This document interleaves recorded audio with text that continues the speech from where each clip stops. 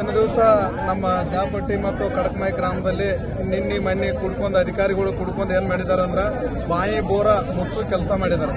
ಯಾಕಂದ್ರೆ ಅವರ ಹಿಡಿದನ 75 ವರ್ಷದಿಂದ ಅವರ ಎಲ್ಲ ಸವಲತ್ತುಗಳನ್ನು ಕೊಟ್ಟ ಕಿಸಿಂದ ಗೌರ್ಮೆಂಟ್ದವ್ರು ಏನು ಮಾಡಬೇಕಾಗೈತಿ, ನಮಗೆಲ್ಲರೂ ರೈತರಿಗೆ ಗೌರ್ಮೆಂಟ್ದವ್ರು ಹೆಲ್ಪ್ ಮಾಡೋದು ಹೋಗಿ ಕಿಸಿಂದ ಇವನ ಈ ರೀತಿ ಮುಚ್ಚಿದ್ರೆ ನಾವು ರೈತರು ಹೆಂಗೆ ಬದುಕೋದು, ಎಲ್ಲರೂ ಸೇರ್ಕೊಂಡ ಕಿಸಿಂದ ಇವತ್ತಿನ ದಿವಸ ಗೌರ್ಮೆಂಟ್ ಎಲ್ಲ ಸವಲತ್ತು ಕೊಡೋದು ಬಿಟ್ಕೋದ ಕಿಸಿಂದ ಇದನ್ನ ರೈತರು ತಮ್ಮ ರೊಕ್ಕದಾಗ ಸಾವಿರಾರು ಕೋಟಿ ಗಂಟೆ ಎಲ್ಲರೂ ಸಾಲ ಮಾಡಿದಾರ.